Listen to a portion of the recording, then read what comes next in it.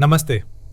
आज हम भगवद गीता के एक अध्याय 2 के 12वें श्लोक पर विचार करेंगे, जो हमें जीवन और मृत्यु के गूढ़ रहस्य को समझने में मदद करता है। इस श्लोक से भगवान श्री कृष्ण हमें आत्मा की अमरता का ज्ञान करवाते हैं। पहले श्लोक सुन लेते हैं। न त्वेवाहम जातु नासम न त्वम नेमे जनाधिपाः न चैव न भविष्यामः सर्वे वयमतः परम। अर्जुन से श्री कृष्ण कहते हैं कि ऐसा कभी नहीं था जब मैं या तुम या ये सभी राजा अस्तित्व में ना रहे हों, न ही भविष्य में हम में से कोई भी अस्तित्व में नहीं रहेगा। यह परम सत्य हमें बताता है कि आत्मा शाश्वत, अविनाशी और नित्य है। आत्मा का ना तो कभी जन्म होता है और ना ही मृत्यु। यह भूत, वर्तमान और भविष्य तीनों कालों में सदैव विद्यमान रहती है।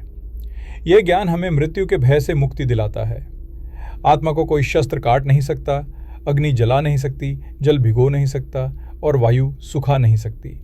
जिस प्रकार एक व्यक्ति पुराने वस्त्रों को त्याग कर नए धारण करता है, उसी प्रकार देहधारी आत्मा भी पुराने और अनुपयोगी शरीर को छोड़कर नया भौतिक शरीर धारण करती है।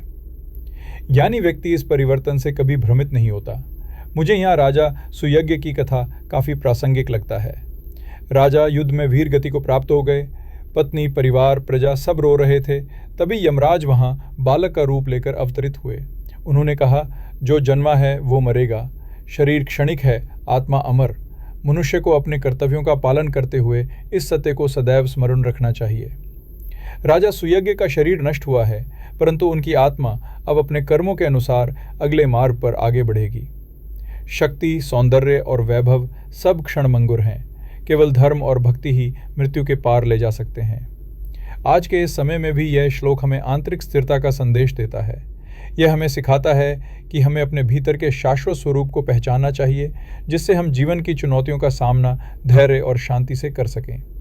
यही सच्चा ज्ञान है जो हमें भौतिक दुखों से परे ले जाता है।